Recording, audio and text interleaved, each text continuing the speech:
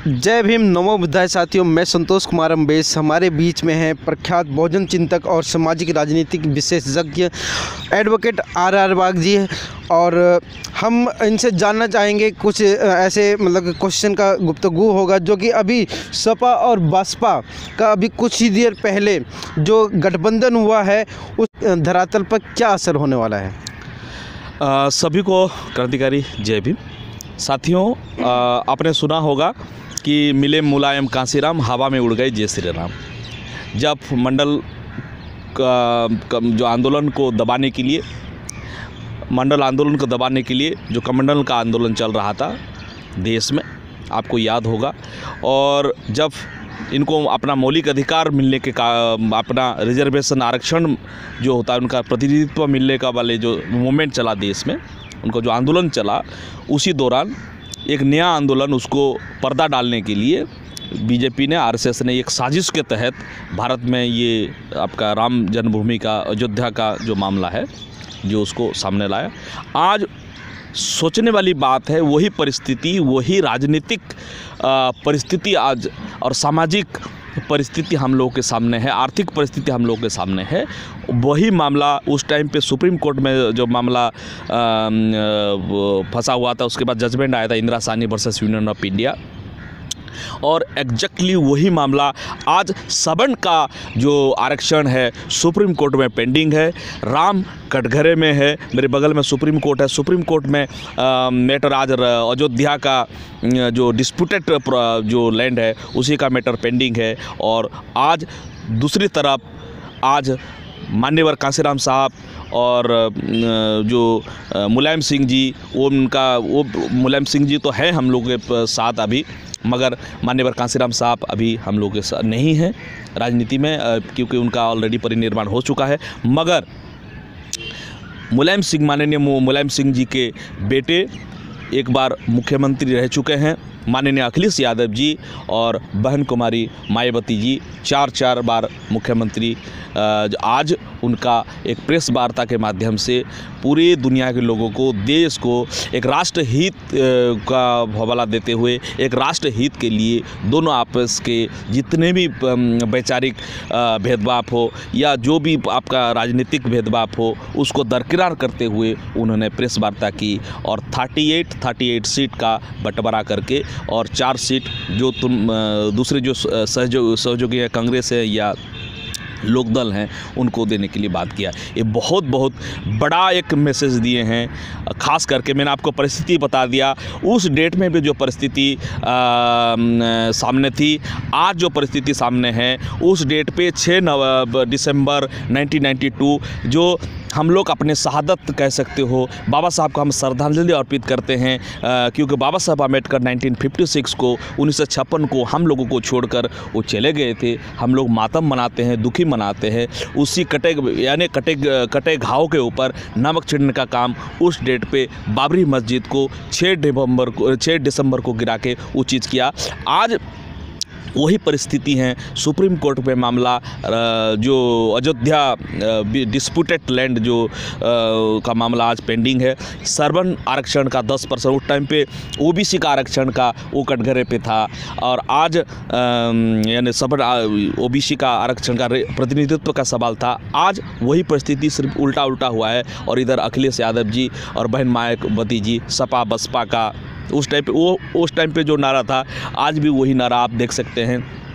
किस तरह से वो लोग मीडिया के माध्यम से या उनके तमाम सोशल मीडिया के माध्यम से इस चीज़ का एक नाराज़गी आप देख सकते हो। उनके एक जहर खाने वाला एक स्थिति, राजनीतिक माहौल बन रहा है।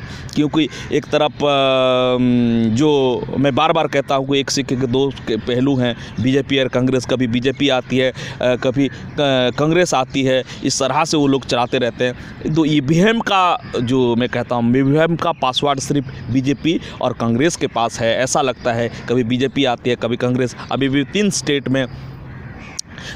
में देख लीजिए, 2014 से पहले जो 3 स्टेट को जीत के बीजेपी का हवा यानी मोदी लहर आई थी, आज उसी 3 स्टेट को जीत के लगभग 65 सीट मेंबर ऑफ पार्लियामेंट आते हैं। राजस्थान, मध्य प्रदेश और आपके राजस्थान, मध्य प्रदेश और छत्तीसगढ़ जीत के अभी कांग्रेस का हवा बढ़ रहा है, राहुल का हवा भी हो रहा है। कल जिसको पप्पू पप्पू कहा जाता था, आज वो राजनीतिक पापा बन गए हैं और एक माहौल बन गई है। तो मेरे ख्याल में 80 सीट का चुनाव जो है यूपी बहुत बड़ा क्षेत्र है, 80 मेंबर ऑफ पार्लियामेंट जीत के आते हैं। एक खास दबदबा होता है, एक राजनीतिक माहौल है। लगभग जितने बड़े बड़े राजनीतिक विशेषज्ञ मान्य का वो कर्मभूमि हुआ है। अटल बिहारी वाजपेयी को ले लीजिए, तमाम 10-12 मेंबर जो प्राइम मिनिस्टर हैं वो यूपी से आते हैं।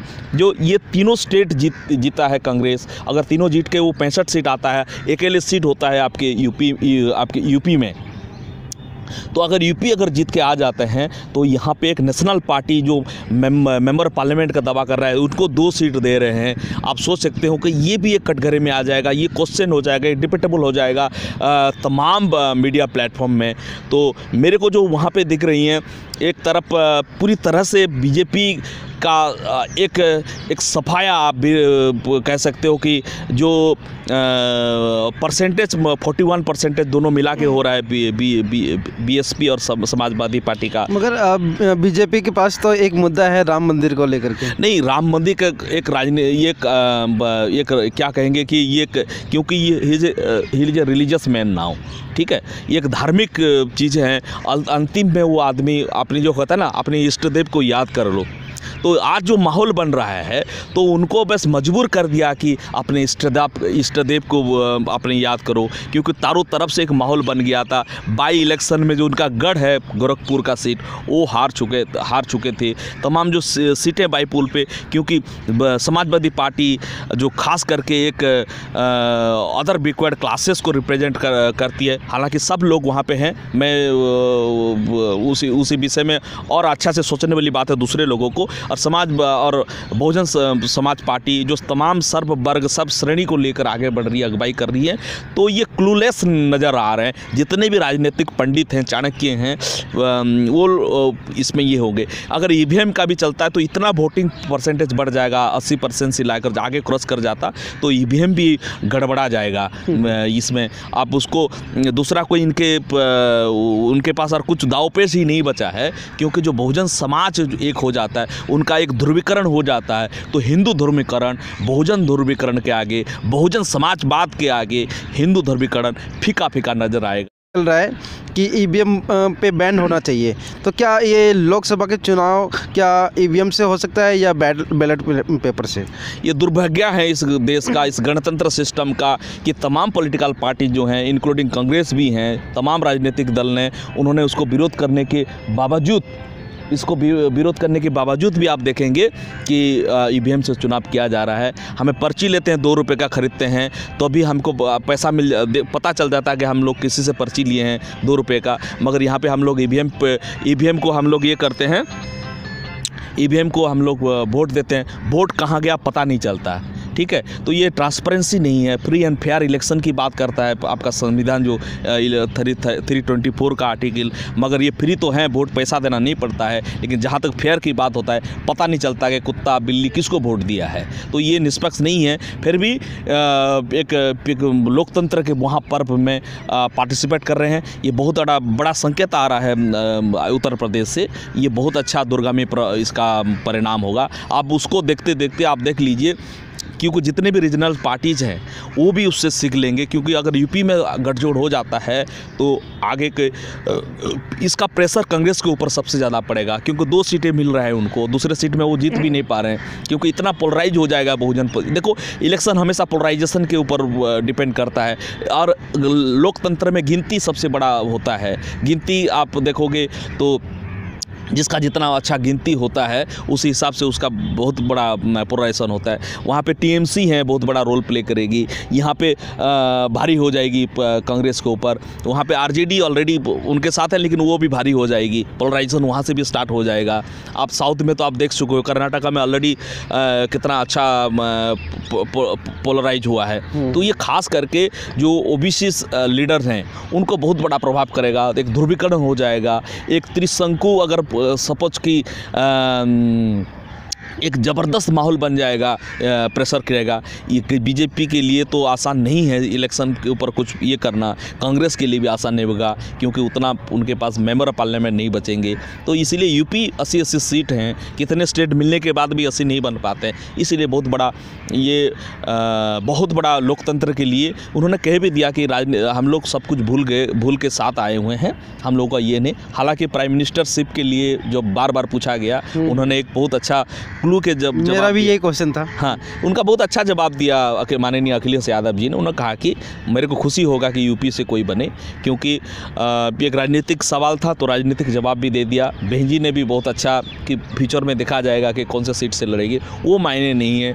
दो विचार का एक मिलन हुआ है, बहुजन समाजवाद बिना बहुजन समाज तो है ही ऑलरेडी, समाजवादी पार्टी भी वहीं पे बहुजन समाज में है, समाजवादी हो गया है। समाज बिना समाज के समाजवादी नहीं बन सकते। जिस वक्त पे आप देखेंगे माननीय लोहिया जी, आदरणीय उस टाइम पे लोहिया साहब जो हैं, बहुत मैं रेस्पेक्ट करता हूँ उनका एक विचार था। उस टाइम पे बाबा साहब अम्बेडकर के भी साथ कभी आए थे, बैठे थे, विचार विमर्श किए थे। वो महसूस करते थे कि काश मैं उसी जात में पैदा होता। मेरे को भी महसूस हुआ कि उत्पीड़न शोषण क्या होता है। तो ये सारे तमाम जो इश्यूज़ हैं वो उभर के आएगा। ये जितने भी 10% का जो आरक्षण वाला, ये तमाम इशू, क्योंकि दो पॉलिटिकल पार्टी, ऐसे बड़े बड़े पॉलिटिकल पार्टी आज एक हो गए हैं। एक दो महापुरुषों का एक साथ आप देखोगे, लोहिया साहब एक तरफ, बाबा साहब अम्बेडकर एक तरफ, कभी मुलायम सिंह और काशीराम साहब एक थे। आज उसी मंच पे आप देखोगे माननीय अखिलेश यादव जी और माननीय बहन जी एक साथ बैठ के एक बहुत बड़ा मैसेज दे रहे हैं समाज को, एक हो जाओ, मेरा सम्मान तुम्हारा सम्मान, मेरा अपमान तुम्हारा अपमान। तो ये कहीं ना कहीं ये जितने भी जो जुमला तंत्र को उखाड़ के फेंक देगा, जितने भी ये जो उत्पीड़न हो रहा है। अभी देखो कोई वर्ग भी उसी चीज़ का है जो सर्वजन पॉलिसी को लेकर, कोई वर्ग भी वहाँ पे भुखमारी, बेरोजगारी बढ़ चुकी हैं। लाइन पे कतार होकर गणतंत्र में 200-300 लोग लाइन में लेकर मर जाते हैं। कहीं ना कहीं इसी के चलते एक कंपेलिंग रीजन क्रिएट हो गया, तो दोनों लीडर एक हो गए। इसी का बहुत बड़ा ये है। आगे भी इसके ऊपर हम देखते हैं कब तक ये जितना भी इशारे दिए हैं, ये तब तक एक स्ट्रांग मैसेज दिया है बहुजन समाज को दोनों लीडरों ने मिलकर। बहुत बहुत